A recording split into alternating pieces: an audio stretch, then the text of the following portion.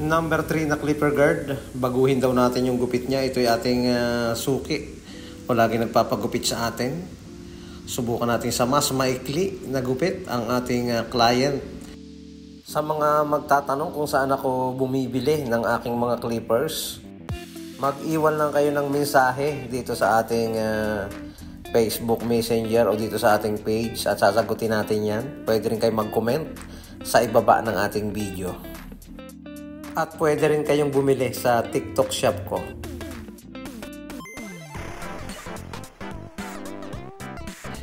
Lagyan natin ng guidelines.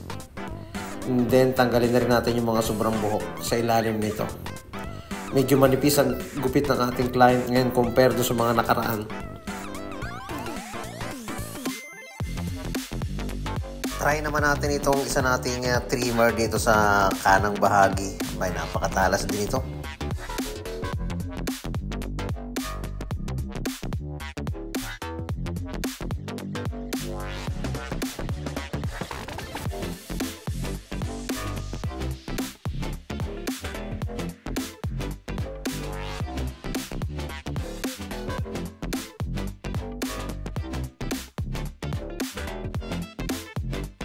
Next natin, gamit tayo ng number 1 na clipper guard, naka-half adjuster. Yung gawa tayo ng swabing hago dito. And then 0.5 na clipper guard. Swabe ring paghagod, hindi masyadong mataas.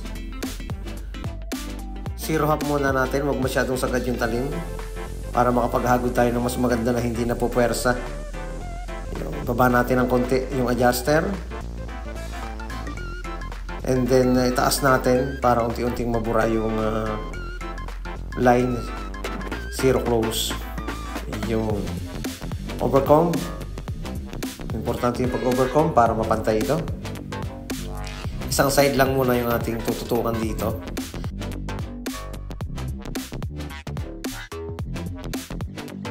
Line up.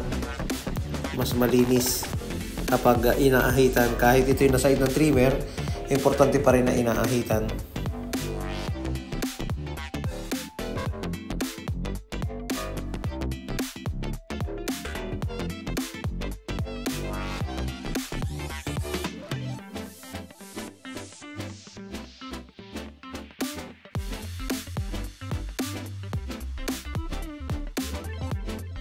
Pantayin yung mga umangat na buhok gamit ang ating malaking gunting.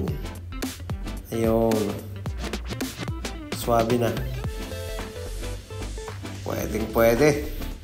Ang linis tingnan kapag may kli yung buhok. Maraming salamat mga kabarberos.